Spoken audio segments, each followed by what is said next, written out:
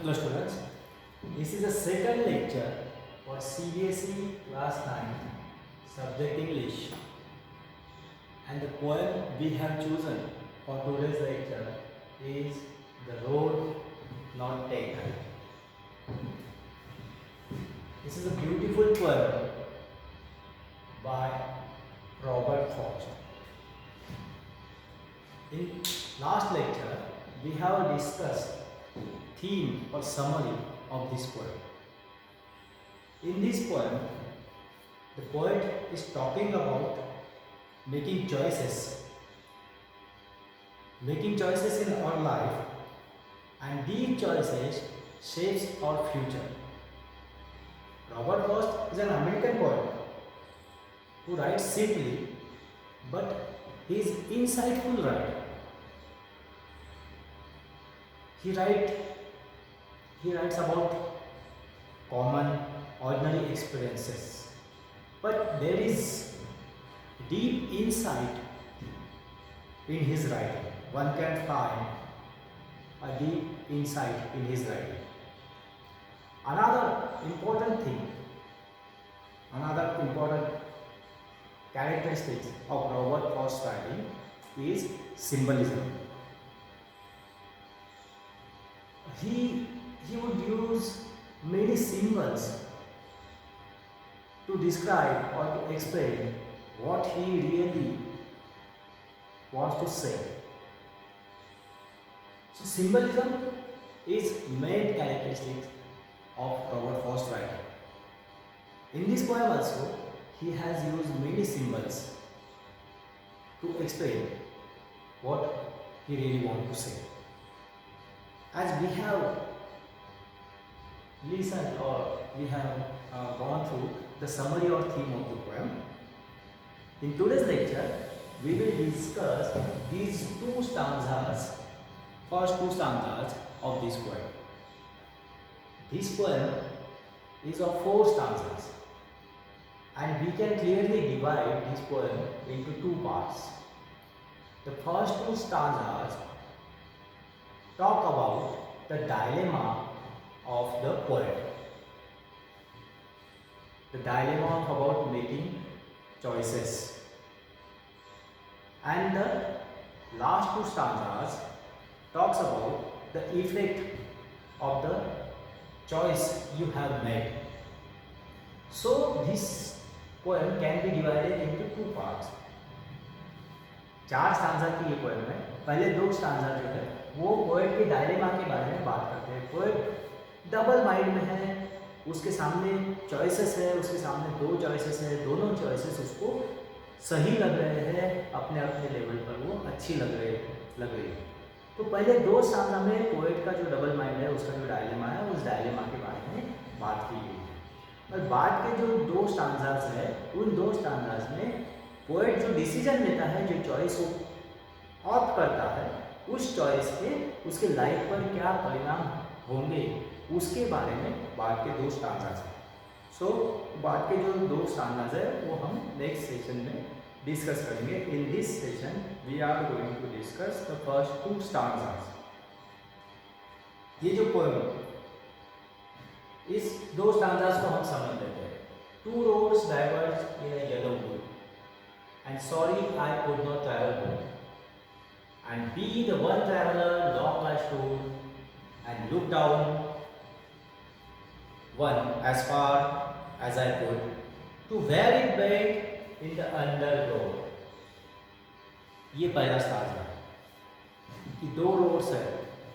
मैं yellow woods में गया, जंगल में गया, पेड़ों की पत्तियाँ पीली पड़ चुकी थी, और वहाँ पर जंगल में चलते चलते एक ऐसे जगह पर मैं आया कि जहाँ पर जो रोड है वो 2 जगह पर डाइवर्ज हो रहा था. और पोएट यहाँ पर सॉरी फील करता है. पोएट को एक दुख हो रहा है कि मैं दोनों के दोनों रोड्स पर नहीं चल सकता. And sorry I could not travel both, मैं दोनों रोड पर ट्रैवल नहीं कर सकता. ये पोएट का दुख है. And be one traveller long I stood, poet बोलता है कि मुझे उन 2 रोड में से एक रोड को चुनना है. And I want to be traveller on one road, लेकिन एक रोड पर ट्रैवल करने से पहले मुझे बहुत सोचना पड़ा। And be one traveller long I stood, मैं वहाँ पर बहुत देर तक खड़ा रहा। इसका सीधा सीधा मतलब है the poet was in dilemma, वो अपने सोच में डूबा हुआ था। सो वो बोलता है and be one traveller long I stood, किसी एक रास्ता चुनने से पहले मुझे वहाँ पर बहुत सोचना पड़ा, खड़ा रहना पड़ा, सोचना पड़ा।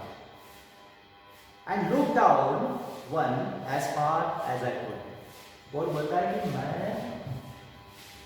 And look down one as far as I could, मैं देखता रहा उस रास्ते की तरफ, मैं देखकर अंदाजा करता रहा to where it went in the underground, कि ये आगे जाकर ये रास्ता कहाँ मिलता है, इसके बारे में मैं अंदाज़ा करता रहा।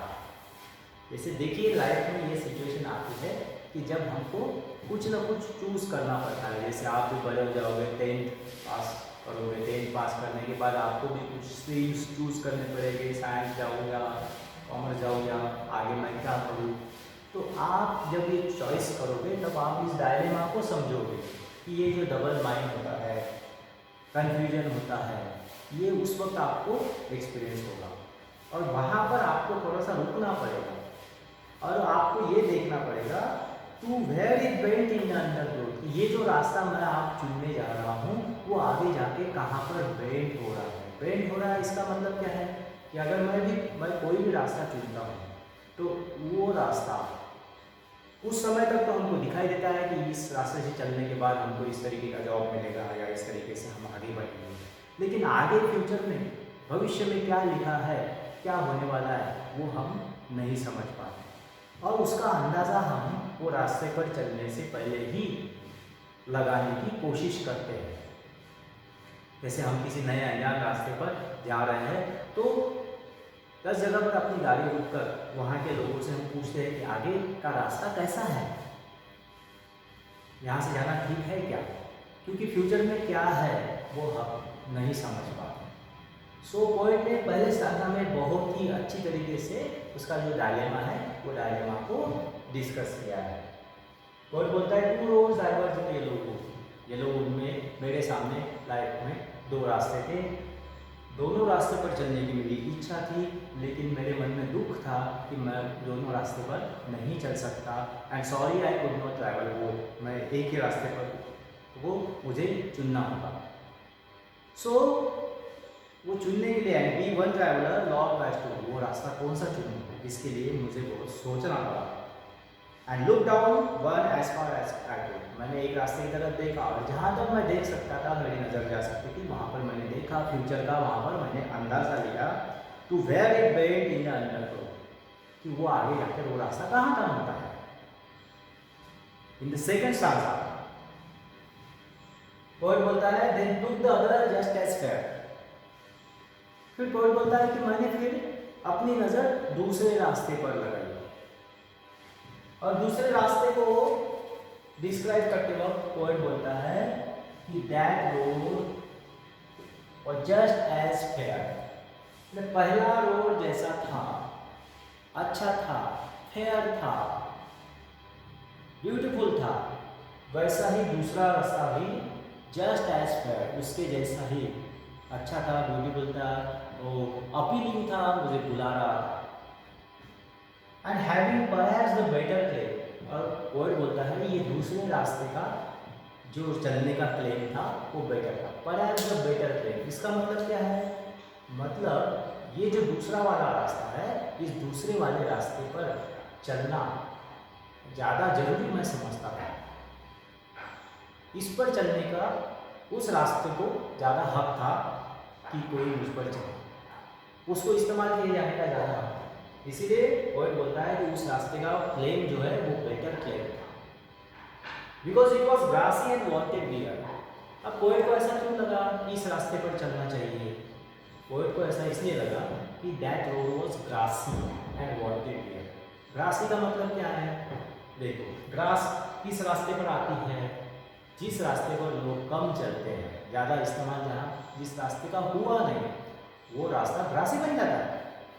सो पोएट बोलता है कि दैट रोड वॉज ग्रासी, इसका मतलब ये है कि वो रास्ते पर बहुत कम लोग चले गए। अनवांटेड भी है, मतलब उस रास्ते की भी इच्छा थी कि कोई मुझ पर चले, मेरा भी इस्तेमाल हो, क्योंकि रास्ते बने ही होते हैं चलने के लिए। तो that road was grassy. Unwanted भी मतलब उस रोड पर चलना चाहिए था, उसका बेटर क्लेम था। Though as for that the passing there and warn them really about the same. तो पोएट बोलता है ऐसा है क्या कि इस रास्ते पे कोई पासिंग, कोई जाने वाला था ही नहीं, या इस रास्ते को इस्तेमाल किया ही नहीं गया था? ऐसा नहीं, दोनों रास्तों को इस्तेमाल किया गया था। और ये कैसे पता चलता है? इस लाइन से पता चलता है, and warn them really about the same. Warn का मतलब क्या है? कोई चीज़ वॉर्न कब हो जाती है? वॉर्न कब हो जाती है? जब आप उसको इस्तेमाल करते हो। वॉर्न की मतलब, वॉर्न हुई मतलब घिस गई। कोई जीन्स है हमारे घर में या हमारी गाड़ी का टायर है, बार बार हम उसको इस्तेमाल करेंगे तो वॉर्न हो जाएगा। वॉर्न हो जाएगा मतलब घिस जाएगा। इन द सेम वे दोनों रास्ते जो है वो वॉर्न हो चुके थे। वॉर्न हो चुके मतलब ये सीधा सीधा बता रहा है कि ये दोनों रास्ते इस्तेमाल हो चुके थे। लेकिन अब उस समय ऐसा आया था कि जब उसमें का पहला वाला रास्ता ज़्यादा इस्तेमाल होने लगा और दूसरा वाला रास्ता अब ग्रासी बन गया। लोगों ने किसी कारण की वजह से इस दूसरे रास्ते को इस्तेमाल करना छोड़ दिया।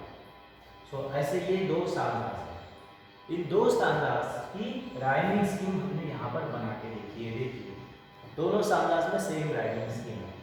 टू रोड डाइवर्ज इन और येलो वुड, ये लास्ट वर्ड जो है वुड, इसको हमने ए ये सिंबल दिया है। इसमें सेकंड लाइन का लास्ट वर्ड है बोथ। ये पहले वाले से राइम होता नहीं इसलिए हमने इसको बी दिया है। तीसरा स्टांजा का है स्टूड, ये पहले वाले से राइम होता है इसलिए इसको ए दिया।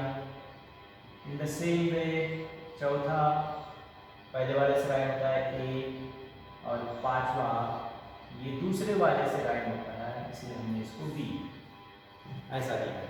सो इन दिस वे इस स्टांजा की राइमिंग की बनती है A B B. In the same way ये दूसरे स्टांजा में भी लिखी है फेयर, इसको ए, क्लेम बी, वेयर ये ए, देयर ए, सेम और क्लेम ये दोनों मैच करते हैं इसलिए इसको बी। तो दूसरे स्टांजा की राइमिंग स्कीम बन गई ए बी। इस तरीके से हमने इसकी राइमिंग स्कीम बनाई। बाकी के दो स्टांजा की राइमिंग स्कीम आप घर पर ट्राई कर सकते हैं। अब हम बात करेंगे इस पोएम में इस्तेमाल की गई सिंबल्स की। जैसे इस पोएम में पहला सिंबल हमारे सामने आता है वो है येलो वुड। येलो वुड में दो सिंबल्स हमारे सामने रखे गए हैं। वुड्स जंगल येलो क्यों है? येलो इसलिए है क्योंकि ऑटम सीजन चल रहा है। ऑटम सीजन में क्या होता है? ऑटम सीजन में पत्ते पीले पड़ जाते हैं, झड़ने लग जाते हैं। अब इसका दूसरा सिंबल क्या है? दूसरा सिंबल हमारे लाइफ से है वो है old age. This is related to old age और you can say later stages of life. Life के जो बाद में के स्टेजेस है वो बाद में के स्टेजेस के बारे में लिखा गया है। सो पहला सिंबल जो है येलो वो दो चीज़ों को रिलेट करता है, एक ऑटम सीजन, दूसरा हमारा ओल्ड एज या लेटर स्टेजेस ऑफ लाइफ। अब दूसरा जो सिंबल यहाँ पर आया है वो है डाइवर्ज रोड। अभी डाइवर्ज रोड एक सिंबल हमारे डायलेमा को दिखाता है। डायलेमा डबल माइंड है, कंफ्यूजन है, वो दिखाने के लिए है। तीसरा है लुकिंग डाउन। और बोलता है कि मैंने दूर तक देखने की कोशिश की। अब ये लुकिंग डाउन का मतलब क्या है कि पोएट ने क्या देखने की कोशिश की? वो है फ्यूचर देखने की कोशिश की कि भविष्य में क्या हो सकता है। अगर मैं ये दूसरा रास्ता चुनूँ तो भविष्य में क्या हो सकता है। और एक सिंबल जो है अंडर ग्रोथ। अंडर ग्रोथ का मतलब क्या है? कोई बड़ा पेड़ बढ़ता है तो उस पेड़ के नीचे छोटे छोटे बुशेस ग्रास आता है, उसको बोला जाता है अंडर ग्रोथ। अब ये अंडर ग्रोथ पोएट ने यहाँ पर सिंबल इस्तेमाल किया है अननोन वर्ड के लिए कि अंडर ग्रोथ में क्या क्या है हमको पता नहीं होता। कौन कौन से वहाँ पे श्रब्स है, कौन कौन सा टाइप का ग्रास है। इसलिए अननोन वर्ड के लिए अंडरग्रो इस्तेमाल किया है। और ये पासिंग देयर, ये सिंबल इस्तेमाल किया है जो पर्सन या लिविंग बींग्स, रास्ते पर चलने वाले लोग हैं, उनके लिए ये सिंबल इस्तेमाल किया है, passing there. So I hope कि ये दो स्टारग्राफ्स का एक्सप्लेनेशन आपने अच्छे से समझ लिया होगा। इसकी समरी जो है वो अपने वर्ड्स में इन दो स्टारग्राफ्स की समरी आप लिखने की कोशिश करो, उसको लिखो और उसको पोस्ट करो अपने मेरे पर्सनल नंबर पर भी आप उसको पोस्ट कर सकते हैं। Okay, thank you.